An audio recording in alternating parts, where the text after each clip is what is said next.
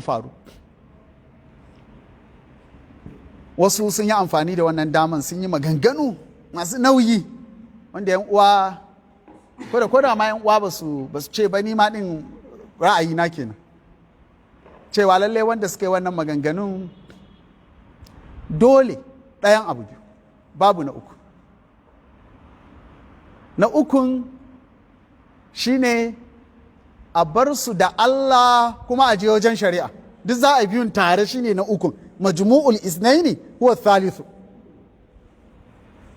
Na farkon shine su fito da abin da suka ce suna da shi din, su fito da shi su nuna wa duniya. Idan ba haka ba to su janya maganan, su ce kuskure suka yi, mantuwa suka yi, sahau ne ya kama su, ba su labari aka yi ba su dauka, sun dauka gaskiya ne wanda ya faɗa masu, duk abin da za su faɗa dai na uzuri su ba da uzuri, su janya magana da suka yi din. Idan ba ɗayan wannan to an bar su da Allah a tsakanin wannan bawa da Allah, kuma masu haƙƙi za su tafi kotu. Abin da ya sa aka ce an bari da Allah shine ba dole in an je kotu kila zai dinga ɗaukan lokaci, kila za a shekara ɗaya biyu, kila Allahu alam, kuma mu ba san mu bane mu tsaya a kotu tare da kowa a duniya, kotun ɗan adam wallahi ba abin da muke so bane. Amma da yake ya shafi addinin al'umma, ya shafi al'umma, ya wuce matsalan mutum ɗaya, matsala ce ta al'umma. To wata na ce matsala ta al'umma, watan wa za mu yadda da shi mu karɓi addinin mu daga wajensa. Idan yana fitowa yana ce mana a yaƙi waɗannan mutane misali, ko yana faɗa da su amma yana komawa ta baya yana ba su kariya, to wannan ba za mu karɓi addinin mu a wajensa ba, ha'ini ne.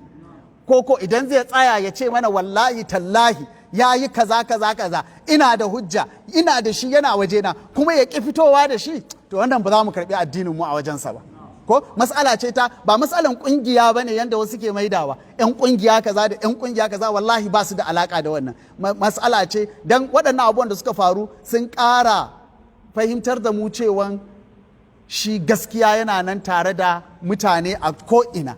Za a sami mai gaskiya cikin kowace jama'a, za a sami mara gaskiya cikin kowace jama'a. Don haka maganar da muke yawan faɗi na alfirkatun najiya, cewa ba wata kungiya ce mai rijista mai adireshi ko mai alamun membobi iri kaza ba, jama'a ne cikin kowace tsawa'if na musulunci, suna nan wanda suke neman gaskiya duk inda take su yi riko da ita, su ne wannan alfirkatun najiya. To wannan kwanakin nan mun ƙara fahimtar wannan, yadda za a ga kamar abubuwa da yawa na saɓani da abubuwa musamman a social media suna faruwa, amma a hakika a ƙarƙashin ƙasa kuma suna ƙarfafan komawan haɗuwan al'umma ne akan abin da shi ne daidai. Domin gaskiyan magana, da yawa daga malamai, don in adalci, da yawa daga malamai wanda suke tare da mai wancan magana a fahimta ɗaya, da yawa daga cikinsu, da yawa daga manyan malamai sun kira ni a waya, wasunsu sun yi magana ya iso gare ni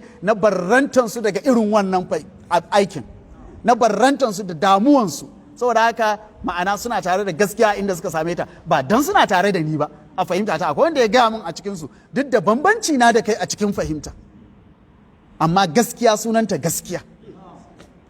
Da saboda haka lallai za mu yi wannan. Sannan ƙarin abin da za mu yi har yanzu, mun nemi kafofin sadarwa su yi mana retrieving, don an ce an yi maganganu na ko wayata kuma sanannu ne, to wayoyin nawa za su yi mana retrieving duk wayoyin da na yi a cikin wannan matsalar duka, kuma za mu yada wa duniya,